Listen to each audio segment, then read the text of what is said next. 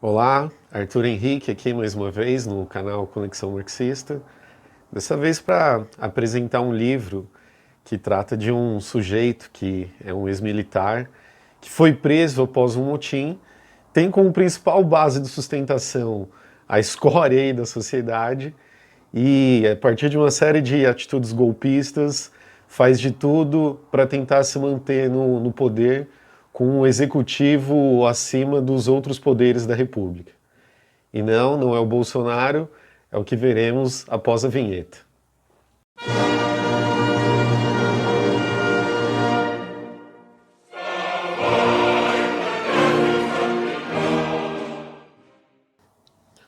Apresentaremos hoje, então, o texto 18 de Brumário, de Luiz Bonaparte, que, apesar de ser muito tentador buscar nesse texto fazer uma comparação com o governo Bolsonaro, com a situação atual do Brasil, veremos, na verdade, que não é esse o caso, de certa forma, até o oposto. Pois bem, esse texto, 18 de Brumário, ele foi criado para ser publicado em um semanário para imigrantes alemães nos Estados Unidos, que era um projeto do Joseph Weidemeyer, que havia sido um comandante na Guerra Civil dos Estados Unidos. Esse projeto não vai dar certo nos Estados Unidos, mas vai se concretizar como uma revista na Alemanha, a revista Die Revolution, provavelmente não é essa a pronúncia, mas o texto 18 de Brumário de Luiz Bonaparte vai ser o texto inaugural dessa revista.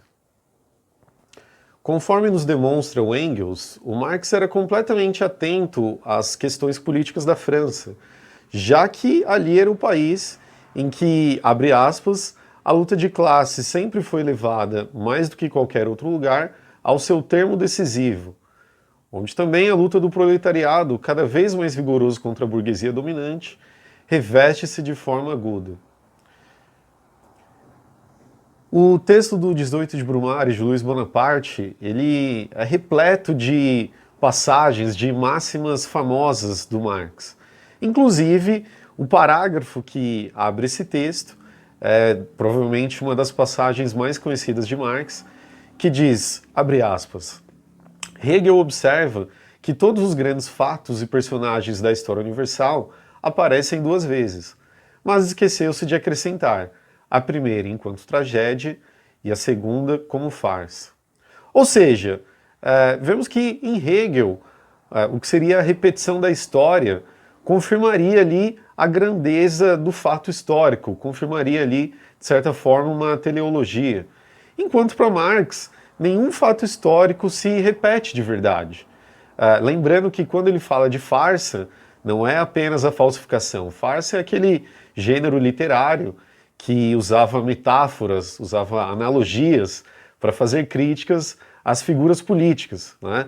Ou seja, todo momento histórico tem a sua particularidade, nunca há uma repetição na história, embora, evidentemente, seja possível buscar analogias, buscar tendências históricas para compreender o todo, não há jamais uma repetição da história. Há, no máximo, analogias que podem ser feitas, e é isso o que vai guiar o pensamento marxista. Para a gente trazer aqui uma referência do Chazin, que é a principal base teórica desse canal, ele sempre demonstra que há em Marx a ciência da história, né? A ciência da história que é a chave para o entendimento de qualquer aspecto político, econômico e social. Ou seja, não dá para considerar que há um Marx historiador, um Marx economista, um Marx jornalista, um Marx sociólogo, um Marx filósofo, assim por diante. O que existe, na verdade, no pensamento marxiano é tudo isso junto e misturado, né? O que formaria ali a ciência da história, né? Inclusive, o segundo parágrafo já do texto, ele vai muito nesse sentido, que diz ali, abre aspas, os homens fazem sua própria história, mas não a fazem segundo a sua livre vontade, em circunstâncias escolhidas por eles próprios, mas nas circunstâncias imediatamente encontradas, dadas e transmitidas pelo passado, né? Nós vemos então, nessa segunda passagem famosa, nesse segundo parágrafo, como a ciência da história é a chave para o entendimento em Marx do todo, né, da realidade como um todo. Não há aquela separação positivista, né, entre filosofia, da economia, da história e assim por diante, né? E essa é a essência desse texto, né? Não é um texto de jornalismo, como pode parecer num primeiro momento, ou de história, né, como veremos muitos tratam aqui a consolidação do pensamento histórico de Marx, ou um texto de sociologia. É tudo isso junto, tudo isso misturado. Essa é a grande essência do livro. E, principalmente, nós veremos como a luta de classes, o Marx deixa bem claro que esse é o motor da história e que cabe à ação dos homens a transformação da história, a transformação da realidade. Pois bem, ao analisar o golpe do Luiz Bonaparte, de 2 de dezembro de 1851, o seu 18 do Brumário, o Marx vai procurar mostrar como as análises então consolidadas sobre esse fato estavam completamente equivocadas. Seja na perspectiva do Victor Hugo, o famosíssimo escritor francês, que inclusive popularizou a alcunha, né, do Luiz Bonaparte como Bonaparte o Pequeno, e o Victor Hugo vai entender esse golpe como o que ele próprio aponta como um raio em céu azul, né, ou seja, algo que teria pegado todos de surpresa. Da mesma forma, Marx também vai criticar e tentar superar a análise do Proudhon, que ainda que esse tivesse feito um panorama histórico, o Marx vai afirmar que ele busca um momento histórico equivocado e que, na sua análise, parece que o golpe é muito mais fruto das capacidades do próprio Luiz Bonaparte do que dos aspectos particulares históricos e da luta de classes então colocado. Para compreender o contexto do golpe do Luiz Bonaparte, o 18 de Brumário do Bonaparte o Pequeno, o ponto de partida para Marx então é o ano de 1848, após as sangrentas repressões da Primavera dos Povos, repressões essas que foram um dos momentos mais violentos da história política francesa e que, como nós já vimos, será superada depois pela repressão da Comuna de Paris. Mas o fato é que a burguesia europeia conseguiu derrotar a série de levantes do proletariado que se deram ali no ano de 1848, a famosa Primavera dos Povos, né? Ainda que derrotado, Marx sempre aponta que é no ano de 1848 que o proletariado se concretiza enquanto classe para si, né? Ou seja, se coloca ali como um protagonista histórico. De toda forma, a derrota em 1848, ainda mais sobre a brutal repressão que foi dada, coloca o movimento operário agora em refluxo. E isso vai trazer um entrave que é central para a situação do período, já que a Revolução Burguesa do século XVIII, a Grande Revolução Francesa de 1789, volta a ser o grande referencial do movimento revolucionário. Ou seja, ainda que em 1848, ainda que a Primavera dos Povos tenha colocado ali o proletariado enquanto classe para si, por conta da sua derrota, esse refluxo vai fazer com que o referencial revolucionário passe a voltar para trás, né? Passe a retornar ao referencial da Revolução Burguesa de 1789. E é nesse sentido que Marx aponta outra das famosas citações que tem no livro, né?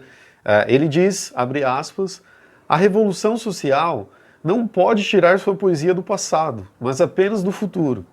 É uma frase repleta de significados, né? Evidentemente, seria impossível para a gente extinguir a amplitude de todos os seus significados, mas a gente pode abraçar aqui alguns desses significados para entender esse contexto particular da luta de classes então colocado, né? Em primeiro lugar, o movimento revolucionário ele deve visar a emancipação humana, não a consolidação, a retificação do Estado ou dos direitos liberais, não um aperfeiçoamento do Estado republicano burguês liberal, né? Outro significado que a gente pode abraçar dessa frase é de que já no século XIX a burguesia não apenas deixou de ser revolucionária, ela é agora contra-revolucionária, né? Ela é um agente anti-revolução. Outro significado importante dessa passagem: o movimento revolucionário, quando ele está atado às antigas datas, aos antigos calendários, aos antigos nomes, aos antigos personagens, etc., ele não avança, ele fica truncado, né? E exatamente esse vai ser um dos entraves que Marx vai apresentar para as lutas de classe, então estabelecidas naquele momento, e que vão, digamos, criar as condições para o golpe do Bonaparte o Pequeno. Dentro de todo esse sentido, que vem outra das famosas citações do texto, em que Marx diz, abre aspas, as revoluções proletárias, como a do século XIX, e a gente poderia até expandir para as do século XX, mas enfim, continuando, criticam-se constantemente a si próprias, interrompem-se constantemente na sua própria marcha.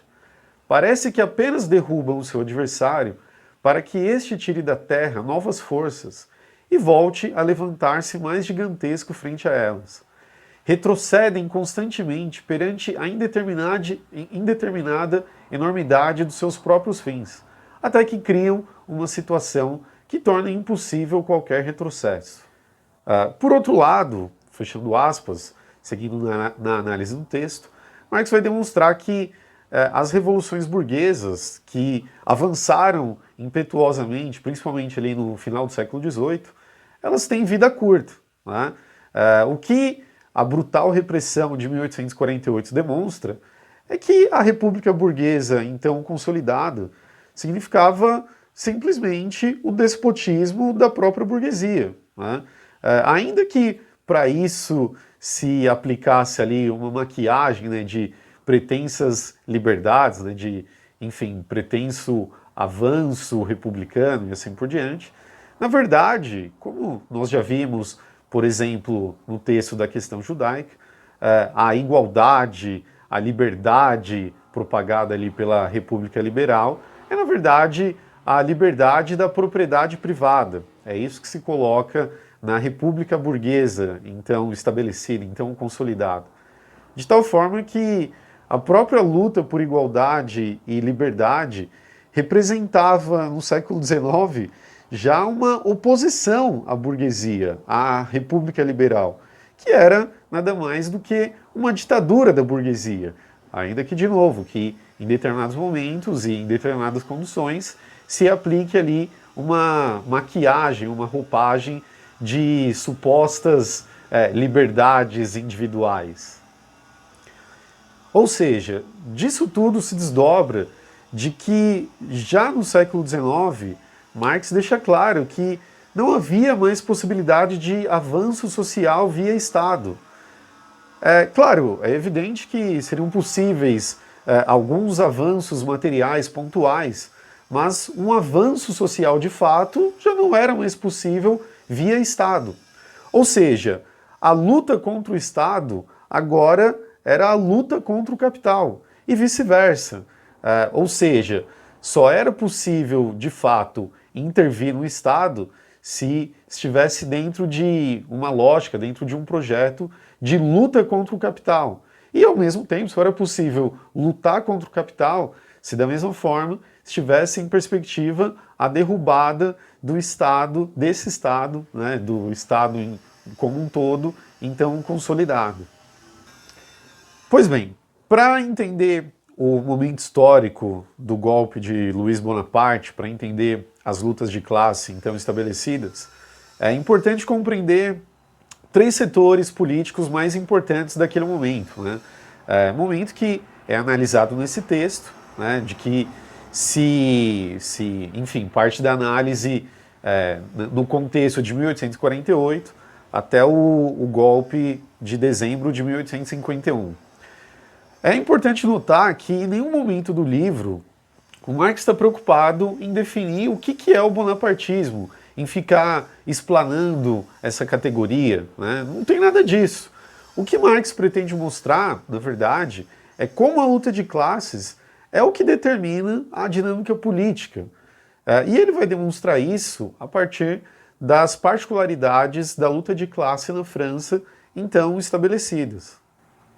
Ou seja, não dá para tirar de Marx um conceito de bonapartismo que possa ser aplicado em qualquer realidade, em qualquer período histórico, como se o bonapartismo fosse aqui a principal chave de análise, né? De novo, é claro que é possível buscar analogias, referências históricas para, a partir do todo, compreender melhor o particular. Mas achar que os fenômenos são replicáveis é entender a história enquanto farsa. Só se pode compreender o desenrolar histórico e os seus desdobramentos a partir das particularidades da luta de classe então colocadas, então estabelecidas. Essa é a grande essência do texto que temos aqui em questão. E é exatamente por isso que a gente sequer vai tentar aqui ficar comparando a situação do Luiz Bonaparte com a situação do atual governo aqui na nossa realidade brasileira. Pois bem, mas voltando àqueles três principais setores políticos. Nós temos, em primeiro lugar, a Montaigne, né, a Montanha, que era, digamos, o sucessor espiritual do partido Montanha, lá da Revolução Burguesa do século XVIII, da Revolução de 1789. A Montanha, né, o Montaigne, era na prática um partido social-democrata, como o próprio Marx vai indicar. Era como se fosse, aqui para fazer uma analogia, né, uma frente ampla entre o proletariado e a pequena burguesia francesa, entre o movimento republicano liberal francês. E a Montaigne, esse partido vai ser o principal partido de oposição nesse período de 1848 até 1851. E o que Marx vai deixar claro em toda essa trajetória é que a ideia, né, digamos, de frente ampla, para usar esse exemplo, não é em si o problema. O problema é quando essa frente, quando essa união entre proletariado e burguesia, entre proletariado e essa burguesia republicana, quando esse movimento está encabeçado por essa ala liberal, pela pequena burguesia, por sua ala parlamentar, e não pelo proletariado, né? O grande problema numa frente ampla é quando não é a perspectiva do proletariado que encabeça essa frente. E é exatamente o que acontecia com a Montaigne, né? A arma principal da pequena burguesia, que era a sua representação republicana na Assembleia, vai suprimir a principal arma do proletariado, que era a força das massas nas ruas. Dessa forma, a Montaigne, essa social-democracia, fica presa naquilo que Marx chama de cretinismo parlamentar. Marx até brinca, né, que o período revolucionário francês, lá do século XVIII, na Revolução de 1789, né, no contexto radical da Revolução, cada partido que avançava como vanguarda, cada partido que encabeçava o processo revolucionário, era sempre o partido mais avançado, né? Ou seja, era sempre o partido mais avançado que ia tomando a frente no momento radical da Revolução. Já no século XIX, não. O republicanismo pequeno-burguês, ele vai truncar o movimento operário. Enquanto isso, o proletariado, dessa forma, vai perder a sua força política, já que, como ele estava pautada por essa social-democracia e não encabeçava essa frente ampla, a luta vai ser construída como se o que tivesse em questão ainda fosse a contenda entre república e monarquia, como se de fato fosse essa disputa no âmbito político que estivesse em questão, como se o grande ponto a ser derrubado naquele momento fosse ainda o monarquismo francês. Além disso, nessa perspectiva, nós teremos a própria Montaigne barrando uma série de movimentos de massas que se constituíam na França e que tinham a possibilidade, naquele período, de criar grandes movimentos, criar grandes mobilizações de massa que teriam potencialidade de derrubar os políticos burgueses, derrubar o próprio Luiz Bonaparte, como o Levante de Lyon, mas todos essas possibilidades de levante, mesmo os mais avançados, como no caso de Lyon, vão ser barrados por essa social-democracia, pela Montaigne. A segunda força política desse período é o chamado Partido da Ordem. O Partido da Ordem trata-se, na verdade, de um partido criado na primeira metade do século XIX e que unia duas alas, que eram os legitimistas, os partidários da dinastia dos Bourbon, aquela mesma dinastia que foi derrubada pela Revolução de 1789, e que os unia aos orleanistas, né, que eram os partidários do Duque de Orleans, que era um ramo dos Bourbons, mas que havia governado a França após 1830 até a Primavera dos Povos em 1848. O grande ponto é que Marx vai demonstrar que, apesar de ostentar essas linhagens monárquicas, o Partido da Ordem era naquele momento, era naquele período, na verdade, a principal representação política da grande burguesia. A disputa ali entre os legitimistas e os orleanistas representava, na verdade, uma disputa intraburguesa entre a supremacia no poder do capital fundiário, agrário, contra ali a disputa, né, do capital industrial e financeiro. Na verdade, essa disputa, né, interna entre legitimistas e orleanistas, na verdade, representava essa disputa intracapital, intraburguesa, né, do capital fundiário, por um lado, e do outro lado o capital industrial e financeiro. Era, na verdade, isso que representava o Partido da Ordem. Abrindo aspas aqui para uma citação do livro, abre aspas. O que, portanto, separava essas frações não era quaisquer pretensos princípios, eram as suas condições materiais de vida, duas espécies diferentes de propriedade. Era a velha oposição entre cidade e o campo, a rivalidade entre o capital e a propriedade fundiária. Sobre as diversas formas de propriedade e sobre as condições sociais de existência, ergue-se toda uma superestrutura de sensações, ilusões, modo de pensar e visões da vida diversos e formados de um modo peculiar. A classe inteira cria-os e forma-os a partir de suas bases materiais e de suas relações sociais correspondentes. Fecha aspas aqui. Aqui, apesar da citação em si não ser tão famosa, os seus desdobramentos com certeza são. Principalmente dessa parte, né, que surge aquela discussão de que o texto 18 de Brumário, de Luiz Bonaparte, seria a consolidação daquilo que se chama de materialismo histórico em Marx. Evidentemente, não cabe aqui o debate, né, uma discussão que, enfim, supera muito esse espaço, mas fica bastante claro nessa passagem como Marx compreende as classes sociais a partir de suas relações materiais. E além disso, fica claro também que não importa as ilusões, né, as representações, aquilo que um partido político diz que defende. Importa, na verdade, qual é a relação material que ele representa de verdade. Por isso, o Partido da Ordem, ele não representava um retorno a um monarquismo absolutista, mas sim era a representação política do grande capital. A terceira figura política desse período, evidentemente, é o próprio Luiz Bonaparte. Bonaparte, o pequeno, ele não era um representante orgânico da burguesia, mas sim dos camponeses. E não de qualquer camponês, mas sim daquele camponês que, diante das novas dinâmicas do capital, tem a sua vida material completamente defasada, na concorrência ali com o capital fundiário. E diferente do período do primeiro Napoleão, esse campesinato não orbitava mais os interesses da burguesia.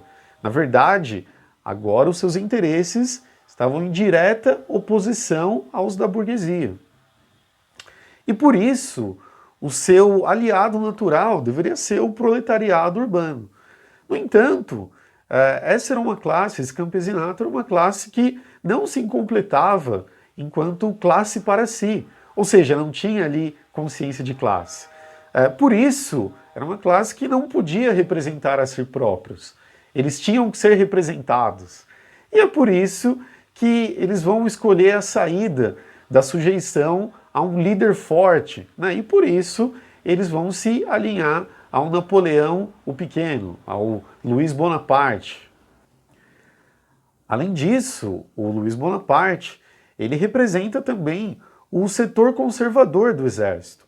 Aquela ala que há muito tempo abandonou o exército revolucionário francês, a ala revolucionária do exército francês, formada ali desde 1789, e que, portanto, era um setor do exército que não se animava com a República Liberal. O Luiz Bonaparte, ele também representava os interesses do clero na política, já que, naquele momento, meados do século XIX, o clero não via mais a possibilidade de retorno à monarquia feudal, e o clero que naquele momento também se opunha à República Liberal, já que principalmente na França a instauração da República Liberal se deu, na verdade, a partir da própria desapropriação da Igreja. Por fim, o Luiz Bonaparte, ele será o grande representante do lumpenproletariado, que era, como Marx vai demonstrar, uma massa indefinida, uma massa disforme.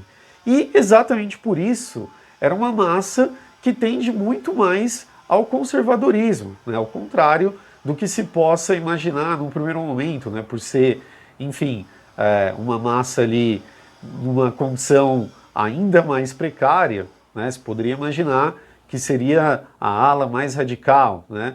Mas o que Marx vai demonstrar, né, até pela própria composição desse lumpenproletariado, é o contrário, de que essa massa disforme tem uma tendência muito maior ao conservadorismo.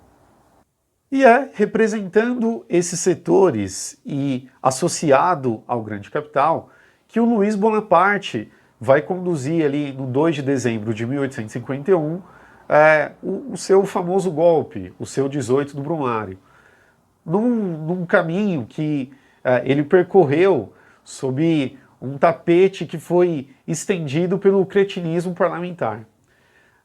Nós veremos como se deu de fato toda a luta de classe e todo o contexto político-social por trás do golpe num próximo vídeo.